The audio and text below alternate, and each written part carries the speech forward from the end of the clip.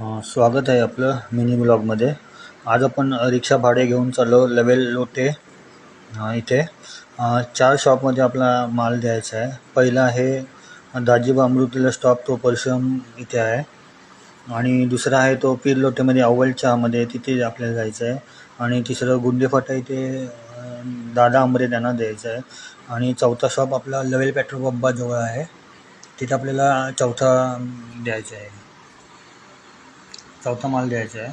तर हा माल आपण भावे साहेबांकडून घेतला आहे आणि त्यांनी आपल्याला भाडे दिलेले आहे. धन्यवाद.